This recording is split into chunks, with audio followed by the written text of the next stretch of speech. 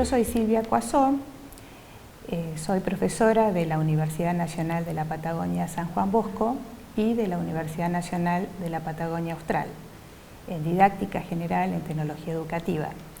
Hoy vamos a tener una clase dentro de lo que se conoce como flip classes o clases invertidas, así que bueno, vamos a trabajar varios contenidos que se relacionan con estrategias de enseñanza, que es un tema importante de la didáctica. ¿Cuáles son las intencionalidades que tenemos hoy con esta clase? ¿Qué nos proponemos? Bueno, nos proponemos conocer algunas estrategias didácticas que posibilitan enriquecer la enseñanza y el aprendizaje. Son muchas las estrategias, vamos a ver algunas, hay una selección que hemos hecho. Y vamos a tratar de analizar las potencialidades de estas estrategias, reconociendo los procesos cognitivos que promueven, como así también algunas dificultades que pueden presentar. Vamos a comenzar con una narración, con un relato. Se llama El gato del gurú. Y dice así: en un momento había un gurú que siempre enseñaba, tenía su grupo de discípulos y tenía un ayudante. Sus clases o sus relatos, sus enseñanzas, tenían lugar en una plaza. A esta plaza también recurría, además de la gente que lo seguía, un gato que solía ser muy molesto, que lo interrumpía todo el tiempo.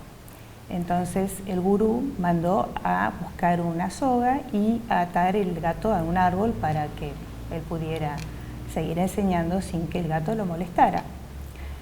Pasaron los años, pasó el tiempo, bueno, el gato seguía llegando siempre a la plaza, acompañando al gurú, y el ayudante ataba al gato. Cuando pasa el tiempo, el gurú se muere, el gato también desaparece, toma, continúa sus enseñanzas un discípulo, el ashram, pero tenía un problema, faltaba el gato en la plaza. Lo primero que hizo entonces el nuevo gurú fue ir a buscar un gato, le trajeron enseguida este gato, lo ataron al tronco de un árbol y de ahí en más él siguió predicando. Bueno, nunca supo nadie por qué, cuál era el sentido, cuál era el papel que cumplía el gato del gurú en la plaza, pero sistemáticamente se lo buscaba, se lo ataba y de esta forma el gurú enseñaba. Bueno, esta fábula, este cuento que les estoy compartiendo con ustedes, trata de generar un pensamiento, de que llevemos todo esto a una reflexión acerca de lo que hacemos cuando enseñamos, porque si algo queremos evitar es justamente lo que nos transmite esta imagen, ¿no? De los chicos que se aburren, de la falta de sentido en la escuela. Y esto no solamente, bueno, acá son niños, no solamente en la escuela primaria, lo vemos en todos los niveles de la educación, ¿no? Primaria, secundaria, universidad. ¿Qué está pasando, ¿no? ¿Cómo estamos enseñando? ¿Cómo podríamos enseñar mejor para que esto no suceda? Por eso, bueno, el tema de hoy es estrategias de enseñanza, que tratamos de que sean procedimientos flexibles, heurísticos, que no nos invadan, ¿no? Que no sean una camisa de fuerza, sino todo lo contrario, que nos permitan orientar la enseñanza, pensar en el aprendizaje, pero también de una forma complementaria, ¿no? Porque ninguna estrategia por sí sola va a resolver todos los problemas de la enseñanza. Y por supuesto, las estrategias están en función de los contenidos que enseñemos y de la disciplina que tenemos que enseñar. Lo importante es que estas estrategias de enseñanza puedan ser aprendidas por los alumnos, que las vayan incorporando, por supuesto que con ayuda del docente, y que se vayan convirtiendo en estrategias cognitivas, en estrategias de aprendizaje, ¿no? Este es el sentido último que pretendemos con las estrategias de enseñanza. Bueno, yo les conté el cuento del gurú, les dije que iba a narrar un cuento.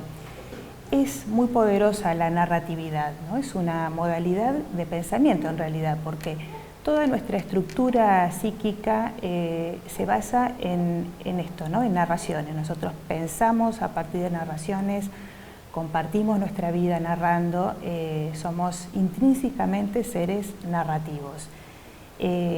Cuando narramos, obviamente, no acudimos a una lógica lineal, ¿no? Sino que trabajamos con analogías, con metáforas, con imágenes, con recursos diversos, y le damos importancia a algunos eventos, a algunas secuencias en lugar de otras, porque tienen que ver con la experiencia que nosotros vivimos. La narratividad en la enseñanza es una estrategia muy poderosa. Cuando nosotros queremos que determinados hechos sean aprendidos y se puedan recuperar con una memoria en el largo plazo, bueno, la narratividad es una estrategia sumamente apropiada. Generalmente pasa esto, ¿no? Que tal vez ustedes se olviden de algunas cuestiones, de algunos conceptos que vamos a trabajar hoy en relación a estrategias, pero es muy probable que se sigan acordando del cuento del gurú. Y este es el valor, ¿no? Esta es la fuerza que tiene el relato. ¿Cuáles son los elementos de la narración? Bueno, evidentemente hay un narrador, alguien que cuenta, que elige una historia para ser contada. Hay acciones, suceden cosas, algo pasa. Hay personajes, y esto sucede en un espacio, ¿no? Hay un marco narrativo que implica un espacio, un tiempo, ¿no? Ustedes se acordarán de los cuentos de hadas que nos contaban cuando éramos chicos. Había una vez, hace mucho tiempo. Bueno, estos cuentos, fíjense que nos los seguimos acordando, somos adultos, y si empezamos a charlar entre nosotros, seguramente Caperucita o Blancanieves, bueno, son cuentos que nos acompañaron a lo largo de toda la vida. Esto implica que realmente las narraciones se aprenden profundamente y son recuperadas desde la memoria a largo plazo. No solamente son narraciones, estos relatos que podemos contar en cualquier disciplina, sino que hay múltiples formas de relatos y de abordar una narración, ¿no? Puede ser una película, puede ser un cuento, puede ser una novela, pero también pueden ser esto, ¿no? Viñetas, historietas.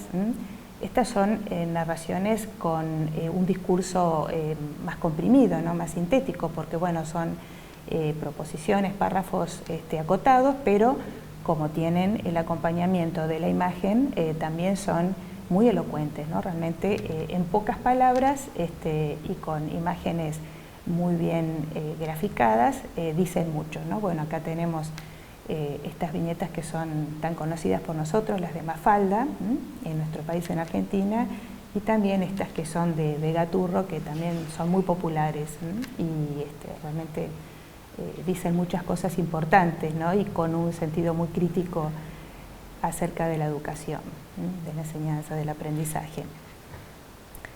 Nosotros hablamos del gurú. ¿Y por qué esta narración? Cuando el nuevo gurú asume la posta, ¿no? Seguir enseñando a los discípulos, cuando se muere su maestro, el viejo gurú, se sigue trayendo un gato y se sigue atando al árbol. Bueno, en realidad esta narración es también una analogía. Nosotros acá estamos encontrando similitudes entre algunas formas de enseñanza que son rutinarias, que no sabemos bien por qué lo hacemos, pero lo seguimos haciendo. Siempre enseñé así y no sé por qué voy a cambiar, o no tengo en claro por qué cambiar. Y a veces, bueno, esta falta de reflexión termina generando lo que habíamos antes, ¿no? Chicos aburridos, clases sin sentido, ¿no? Esta pregunta del ¿para qué me sirve esto, profesor? O señorita en la escuela primaria, ¿y esto para qué? ¿Y esto por qué? El gato del gurú, que siempre se ata al árbol, sería entonces esta falta de reflexión, ¿no? De hacer algo porque estamos acostumbrados, pero sin saber por qué, y sin tampoco preguntarnos acerca de si se puede enseñar de otra forma, mejor, con estrategias diferentes, dentro de esta posibilidad de construcción metodológica que tenemos los docentes, donde podemos ser muy creativos realmente. Bueno, aquí también hay otras imágenes, ¿no? Aquí tenemos una docente que explica el árbol, pero comienza de abajo para arriba, ¿no? Comienza desde las raíces y luego el tronco, lo cual es, desde el punto de vista del conocimiento, muy cuestionable, ¿no?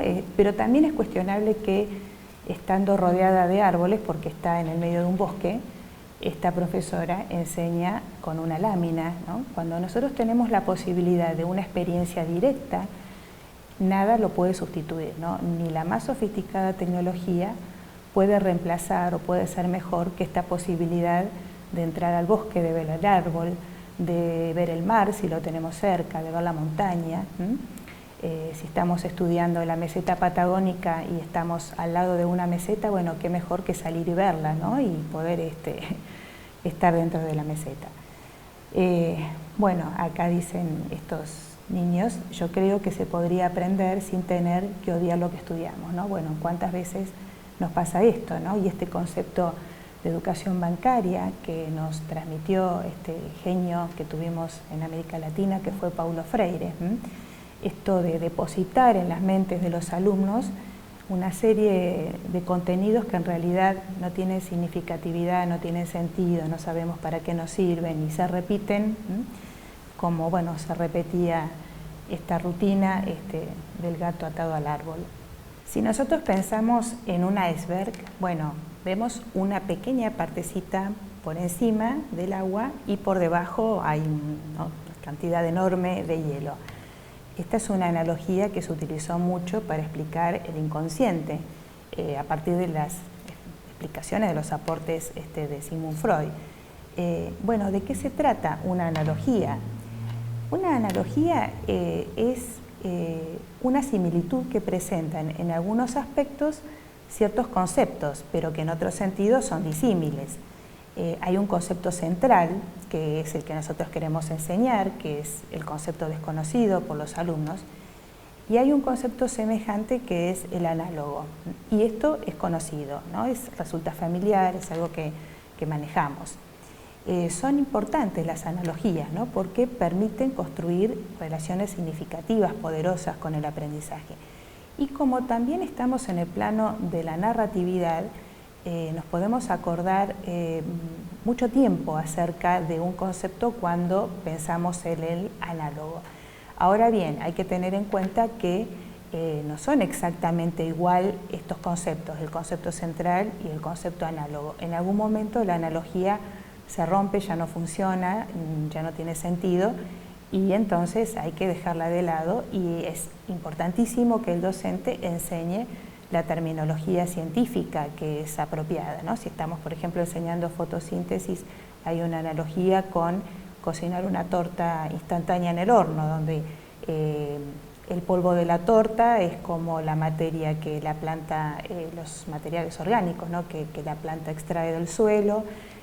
La fuente de energía es el sol en el caso de la planta, y en el caso de una torta es el calor del horno. Y luego tenemos, bueno, un producto final que es oxígeno, anhídrido carbónico, no creo, que es lo que la planta elabora para producir su propio alimento, de esta manera lograr este proceso de fotosíntesis. En el caso de la torta tenemos una torta que, bueno, se cocinó y que ya la podemos comer. Bueno, está bárbaro que nosotros enseñemos con una analogía, pero también es fundamental que el alumno aprenda los conceptos específicos que provienen del campo de la química, del campo de la biología, para poder explicar fotosíntesis. Pero la comprensión es mucho más profunda, y el alumno ya no va a explicar desde un sentido erróneo que la planta extrae de la tierra el alimento, ¿no? Donde queda por fuera de esta explicación errónea el proceso de elaboración del propio alimento. Bueno, las analogías son realmente una estrategia interesante que podemos utilizar. No son ejemplos, no son meras comparaciones, sino que, bueno, es un modelo que se utiliza para ver la similitud con un concepto que queremos trabajar. Ahora les voy a relatar otro cuento. En realidad es más que un cuento, es una situación didáctica. Se trata de una clase donde hay una maestra que está muy confundida, no sabe bien cómo manejar esta clase, los alumnos son muy indisciplinados. a ella le cuesta poder abordar una enseñanza significativa, donde los alumnos puedan estar motivados y puedan realmente aprender y aprovechar esta clase, participando y siguiendo, ¿no?, lo que ella propone en la enseñanza. Llega una señora que es la supervisora, una docente con mucha experiencia en realidad, y cuando ve que la maestra está allí medio arrinconada, pregunta cuál es el tema de la clase, habla un poco con los alumnos y encuentra en el piso un corcho. Entonces comienza a preguntarles a los chicos, son niños pequeños, si saben de dónde se obtiene el corcho. Algunos dicen que sí, que del árbol. Bueno, entonces les pregunta cómo se obtiene el corcho. Un chico que tenía el padre que había trabajado en este tipo de actividad explica este proceso. Luego siguen las preguntas y ella establece relaciones. Bueno, pero ¿qué más se puede construir con la madera además de los corchos? Un chico dice un barco. Entonces, ella pregunta sobre el mar, los barcos, a dónde van los barcos, si nosotros tenemos aquí un puerto. Los chicos dicen que sí. Se habla sobre el puerto, se habla sobre el comercio, qué transportan los barcos, además de transportar mercadería, qué otro tipo de transporte realizan los barcos. Los chicos dicen, un tío que yo tuve viajó en un barco, fue a visitar otro país. La señora esta docente con mucha experiencia pregunta sobre ese país, qué saben de ese país, qué relaciones tenemos nosotros en nuestro país con ese otro país, qué sabemos, qué se produce. La clase termina siendo una hermosa clase con muchísima participación de los alumnos, donde se abordan contenidos de geografía, de historia, de arte, de economía, hasta de literatura, porque alguien habla de un escritor que su papá leyó algo de un escritor de ese otro país, etc. Termina la clase, esta docente se va, pasa el tiempo, llega otra vez al aula y la situación es muy similar a la que vio en su momento, ¿no?, con los chicos haciendo muchas otras cosas pero no aprendiendo, jugando, la docente allí medio confundida, y le dice la maestra: «Ah, qué suerte que usted vino, señora, porque sabe que tengo un problema. Estuve buscando por todos lados y no pude encontrar el corcho que usted usó en esa clase que vio». El corcho. ¿Qué necesitamos para enseñar? Mucho, poco, nada. En realidad podemos enseñar con muy poco, o podemos enseñar utilizando las enormes potencialidades que tenemos en este momento a través de las tecnologías digitales. Pero la docente que utilizó el corcho en realidad logró una clase con mucha participación, con mucha comprensión, no a partir del corcho, ¿no?, sino a partir de las buenas preguntas que fue haciendo. Porque las preguntas no son todas iguales, y porque hay que saber preguntar y hay que enseñarles a preguntar a los alumnos también. Es fundamental el lugar que tiene la pregunta en la enseñanza. Podemos clasificar a las preguntas de distintos modos, ¿no? Una clasificación posible es según el nivel de pensamiento. Hay preguntas sencillas que solamente se responden con un sí, con un no, o con una respuesta muy acotada, breve. En general, estas preguntas aluden a un conocimiento preciso, específico. Cuando veíamos conocimiento, veíamos que hay un tipo de conocimiento que Perkins lo llama tópico y que tiene que ver con esto, ¿no?, con la respuesta precisa, acotada, que no admite discusión y que cierra ahí mismo el diálogo, no se permite nada más. Pero también hay preguntas que aluden a la comprensión, y ya allí tengo cierto grado de profundidad. Cuando nosotros pedimos a los alumnos que piensen, que relacionen, que clasifiquen, que comparen, allí hay un nivel de trabajo cognitivo más importante, ¿no? Ya estamos propiciando niveles de comprensión. Y podemos ir por más y pensar en preguntas que promuevan el pensamiento de orden superior.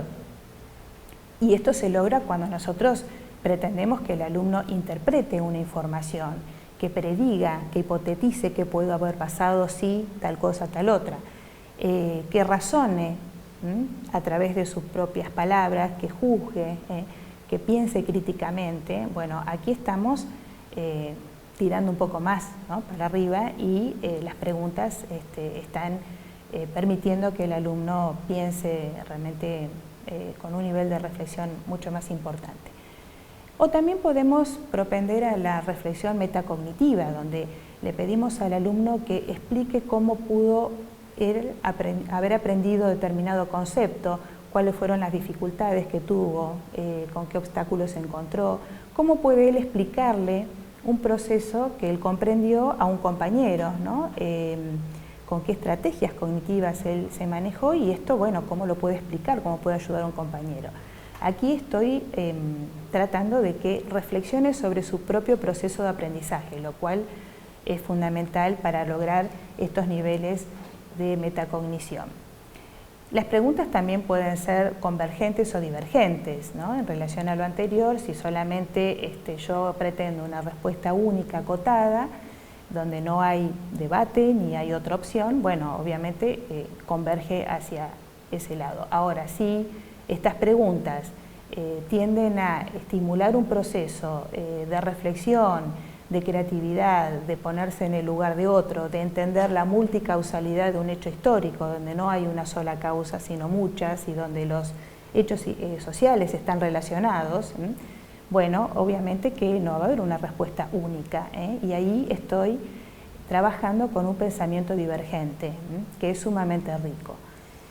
Pero bueno, ¿qué hacemos los docentes en el aula? En general tenemos una dificultad con esto, porque las preguntas muchas veces tratamos, bueno, de que nos respondan exactamente lo que pretendemos o lo que aparece en un texto, o no damos los tiempos para que el alumno reflexione y pueda responder.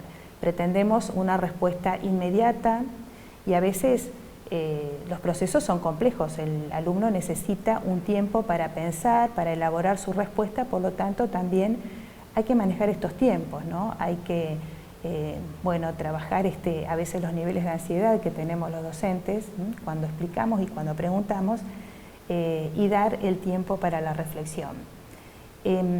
A veces también el docente, cuando el alumno pregunta, no recupera esa pregunta, o tampoco cuando responde, ¿no? O sea, no vuelve sobre esa respuesta, y esto hace que el alumno se intimide, sienta que lo que dijo no está bien, a veces algunos se avergüenzan. Entonces, bueno, todas estas situaciones en relación a las preguntas y a las respuestas las tenemos que reflexionar, porque son estrategias muy importantes, el hecho de preguntar. Y si queremos que los alumnos pregunten, y nos parece importante que lo hagan, también hay que enseñar a preguntar. Se puede hacer de muchas maneras, ¿no? Por ejemplo, si estamos trabajando un texto, un autor, podemos pedirles a los alumnos que le hagan preguntas a ese autor acerca de lo que escribió. Podemos pedirles ante una situación problemática que hagan preguntas a distintas audiencias, ¿no? O sea, ¿qué le preguntarían ustedes, en el caso de la escuela, a un alumno, a un padre, a un directivo, a alguien de la comunidad acerca de una temática que pueda ser interesante? ¿Qué respondería cada uno? Podemos pedirles a los alumnos a un grupo que haga preguntas, a otro grupo que las responda o que las complete. Bueno, hay que aprender a preguntar como docentes, y hay que enseñarles a los alumnos a preguntar también. Bueno, otra forma de narratividad es trabajar con casos de estudio. Bueno, no vamos a leer este caso porque es un poco largo, pero yo simplemente lo traigo aquí para que ustedes vean que un caso de estudio está basado en una narración. Tenemos que elaborar ese caso de estudio. Este es un caso de estudio que se llama Aguas que bajan turbias, y bueno, brevemente les comento, tiene que ver con una situación de contaminación ambiental en un barrio que está en una playa de una ciudad. Los chicos aparecen con manchas en la piel, la maestra se preocupa y habla con una mamá, la madre y con otros colegas. Bueno, la madre dice que sí, que ha visto esto recurrentemente en sus hijos, y comienzan a contactarse con la unión vecinal, también con el centro asistencial de salud, y los médicos y también las personas que están en la unión vecinal empiezan a registrar que hay distintos contaminantes en el barrio, porque es un lugar donde hay frigoríficos, donde hay empresas, donde hay metalúrgicas. ¿Qué se hace con todo esto, ¿no? Los vecinos también dicen que es un problema que han tenido durante muchos años y que no han tenido respuestas, y empiezan a ver cómo solucionarlo, qué pueden hacer. Bueno, obviamente que este es un caso que da para analizarlo desde múltiples dimensiones. ¿Cuál sería la temática? Bueno, cuando nosotros elaboramos un caso de estudio tenemos que tener muy en claro cuál es el problema, cuál es el tema que abordamos con ese caso. Y luego tenemos que elaborar una ficha descriptiva, ficha técnica llaman algunos también.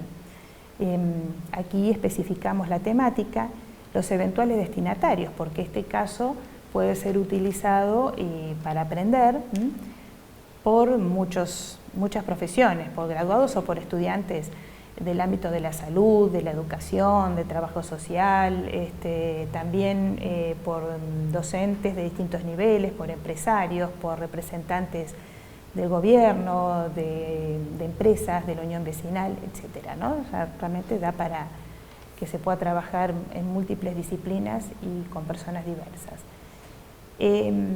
Los casos también son muy flexibles porque se pueden utilizar en distintos momentos del proceso de enseñanza y aprendizaje. Puede utilizarse un caso para comenzar a abordar una temática, para diagnosticar una situación problemática, como es el caso de aguas que bajan turbias. Acá lo que podría realizarse es un abordaje diagnóstico en relación a problemáticas de salud y de responsabilidades políticas, ¿no? Esa es una manera de abordar el caso. O puede utilizarse el caso para desarrollar una temática de enseñanza, que puede estar vinculada con múltiples aspectos, ¿no? Desde lo ambiental hasta lo socioeducativo, hasta los problemas de un barrio periférico, hasta decisiones o falta de decisiones políticas, hasta la relación entre la empresa y la política y la salud y el medio ambiente. Da para realmente trabajarlo en todas estas temáticas. O también podemos utilizar un caso para cerrar todo un análisis, ¿no?, que se ha hecho desde otras estrategias, con otros recursos, y el caso es el cierre, o también podemos evaluar a través de un caso de estudio, después de haber trabajado el desarrollo de un tema de otra forma. Además de la ficha descriptiva, tenemos que elaborar la ficha de actividades o la hoja de actividades. Bueno, en este caso hemos redactado algunos objetivos y también lo que es fundamental, las preguntas críticas. Fíjense que hablamos de preguntas críticas que implican un razonamiento profundo acerca de la temática. Lo que queremos es, lo que está planteado en los objetivos, que se reconozcan las problemáticas, que se ponga en práctica una serie de acciones para ver cómo se puede proteger el ambiente, en este caso específico, que se reflexione críticamente acerca de la interacción de dimensiones sociológicas, políticas, económicas, que tienen que ver con la calidad de vida de la gente, y que se tome conciencia acerca de la importancia del cuidado del medio ambiente. Entonces, en relación a estas intencionalidades, tenemos que pensar en preguntas críticas a través de las cuales los alumnos van a poder abordar el caso de manera gradual, pero profundizando cada vez más acerca de todas estas problemáticas, ¿no? Por ejemplo, cuáles son los factores principales que intervienen en la situación descrita de contaminación ambiental, por qué creen que están estos problemas que persisten, cuáles son los actores que tienen que intervenir, qué papel le cabe a la escuela como institución, qué podemos hacer, qué propuestas podemos hacer. Y actividades grupales, porque lo que tiene de interesante el caso es que permite, por un lado, la interdisciplinariedad. Nosotros podemos relacionar múltiples disciplinas a través de un caso. Acá podemos trabajar contenidos de lengua, contenidos de historia, contenidos de biología, formación ciudadana, realmente muchísimas disciplinas pueden intervenir en un caso como este o en otro está pensado de esa forma. En este caso se le pide a los alumnos que organicen una campaña publicitaria para propiciar la concientización acerca de la importancia de vivir en un ambiente sano, no contaminado, saludable, ¿no? Tienen que hacer una campaña, pero para eso tienen que utilizar la aplicación Padlet y hacer un póster, utilizando las TIC, las tecnologías de la información y comunicación. Bueno, puede ser otra propuesta, pero en este caso lo que importa también acá es que los alumnos aborden las TIC para poder hacer una producción. Tienen también que averiguar sobre el funcionamiento de la planta de tratamiento de residuos que bueno, tenemos aquí en la ciudad. Tienen que tomar fotos acerca de lugares contaminados, de basurales clandestinos, y esto de tomar fotos es fundamental porque los chicos manejan muchísimo los dispositivos móviles. La mayoría de nuestros alumnos tienen celulares donde pueden sacar fotos y los hacen permanentemente en su vida cotidiana, por lo tanto este es un dispositivo que tenemos que utilizar para la enseñanza, ¿no? Hay que aprovecharlo y es realmente muy poderoso. Así que bueno, le pedimos también que saquen fotos, que realicen entrevistas, también con sus celulares, a distintos actores sociales en relación a la temática y que con todo eso realicen un video a través de esta otra aplicación, este programa que es el Movie Maker. Bueno, el caso también tiene que especificar el tiempo, porque a veces se entusiasman demasiado los alumnos y está muy bien que así lo hagan, pero también hay que enseñar otros contenidos, entonces tenemos que planificar el tiempo. Y lo que también se sugiere es incluir un dossier conformado por materiales bibliográficos, por webgrafía, por videos. Bueno, aquí no está porque sería mucho para incorporar, pero también esto tiene que formar parte del caso, ¿no? Porque no es solamente trabajo de campo, sino que se va a la fuente, ¿no? Se analiza bibliografía, se analizan artículos científicos, se analizan videos y con todo eso se hace un estudio profundo acerca de la situación problemática. Bueno, otra forma también de abordar un problema en la enseñanza es a través de los proyectos didácticos. ¿Qué son los proyectos? Los proyectos son planes que los docentes pensamos, elaboramos en conjunto con los alumnos a partir de determinadas intencionalidades que tenemos, ¿no? De propósitos, objetivos que queremos lograr para el aprendizaje. Un proyecto nos ofrece un marco organizador para tomar decisiones y para que los alumnos puedan realizar actividades altamente significativas, ¿no? Esa es la idea. Pero es un plan flexible, no es una camisa de fuerza. Lo que nos proponemos es que a través de un proyecto se enriquezca el aprendizaje, a través de situaciones concretas de aprendizaje. Con los casos nosotros decíamos que traíamos lo real al aula, ¿no? Porque un caso tiene que estar elaborado a partir de una situación real o verosímil. Bueno, con los proyectos también, ¿no? En este sentido es similar esto, porque lo que nos interesa es que se aborde una situación, ¿no? Que puede ser una situación del contexto en el que estamos viviendo o una situación, ¿no? Problemática que se relaciona con nuestra disciplina. ¿Quiénes proponen los proyectos? Bueno, el proyecto lo puede proponer la escuela como institución, ¿no? La escuela puede haber abordado durante un ciclo lectivo una temática que le parece fundamental. Por ejemplo, se pudo haber propuesto en la escuela trabajar sobre la ciudad, ¿no? Aprender, conocer en profundidad, ¿no? Desarrollar distintas actividades para conocer la ciudad en la que se vive. Entonces, el proyecto que nosotros le ofrecemos a nuestros estudiantes se relaciona con el proyecto educativo institucional de la escuela. El proyecto lo puede proponer el docente a partir de los contenidos curriculares que tiene que enseñar, o lo pueden proponer al tema para abordar un proyecto los propios estudiantes, siempre y cuando se relacione esa propuesta que hacen los alumnos con la disciplina que estamos enseñando, ¿no? Si es una temática que se vincula con lo que vamos a enseñar, con lo que tiene que ver con nuestra asignatura, área, sería, bueno, fantástico que los mismos alumnos lo propusieran, porque la motivación obviamente puede ser mayor. Decíamos que los proyectos didácticos implican un plan que permite trabajar en forma interdisciplinaria, por eso también realmente, como decíamos antes con los casos, son estrategias muy poderosas en este sentido, porque puedo integrar las distintas áreas en una escuela primaria o las disciplinas, las asignaturas en una escuela media, incluso también en la universidad.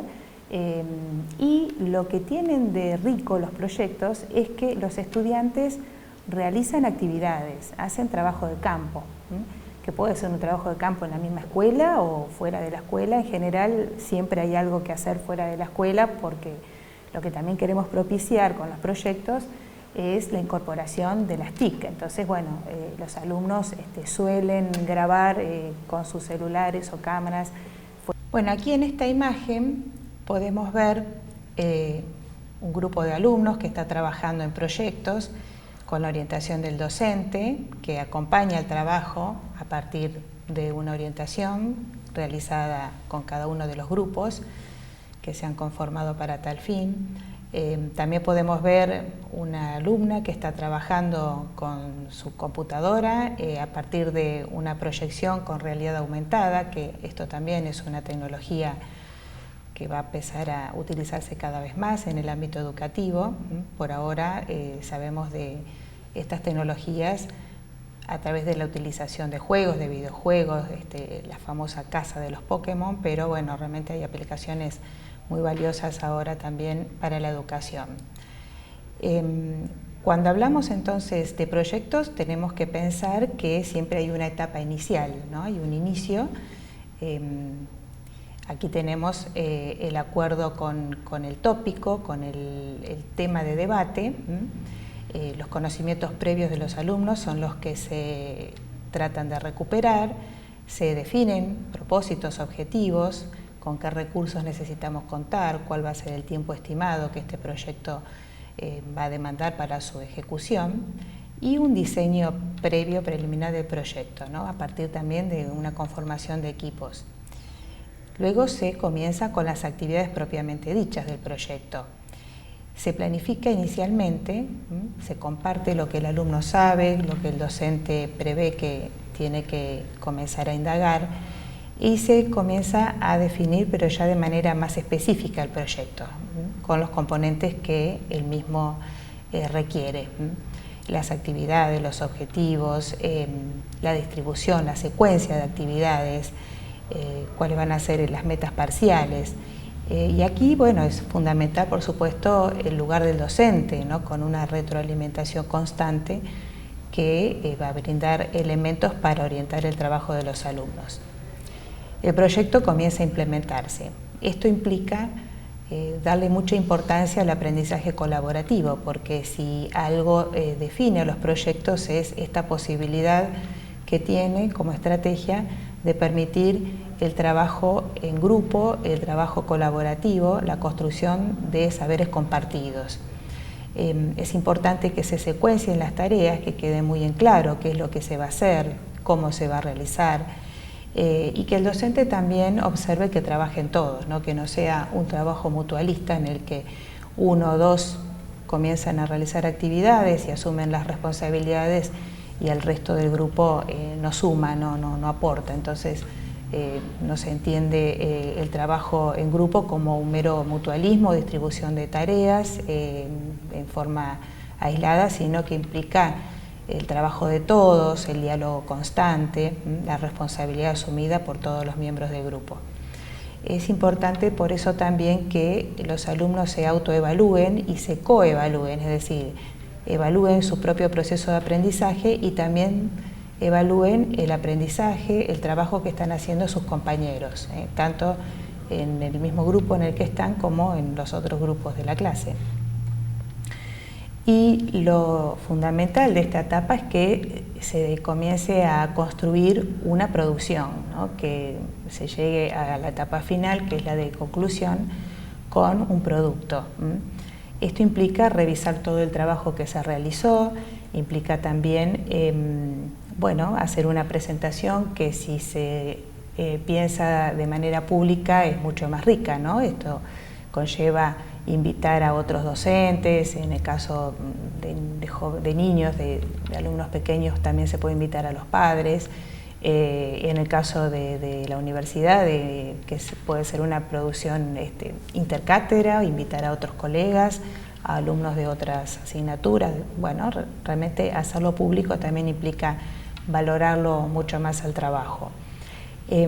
Aquí hablamos de una retroalimentación constructiva porque se vuelve sobre los pasos que se realizaron y si el proyecto está bien realizado, ha logrado altos niveles de significatividad en los estudiantes, generalmente surgen inquietudes para realizar otros proyectos, ¿no? Porque se abren nuevas preguntas, aparecen inquietudes de seguir profundizando.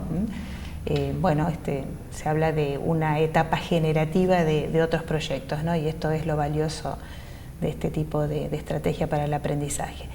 Y bueno, y finalmente se hace un cierre de todo este proceso, se analiza el mismo y tiene que haber un momento de evaluación, ¿no? Por supuesto no tiene que ser una evaluación contradictoria con la forma de enseñanza que se ha implementado, ¿no? Sino que bueno, una evaluación por portafolios, una evaluación que implique valorar el trabajo que los estudiantes realizaron.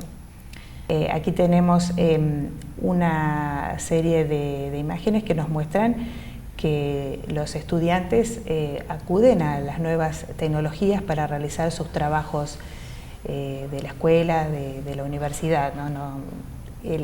Las tecnologías, los dispositivos están incorporados a la cotidianeidad de los niños y de los jóvenes, de los adultos también. Entonces no podemos desconocer que es fundamental utilizar este tipo de recursos para todas las estrategias, ¿no? Y para los proyectos, bueno, es importantísimo porque los alumnos a través de sus celulares o de las computadoras buscan información en internet, corroboran datos, pueden ampliar, pueden profundizar la información que tienen que construir.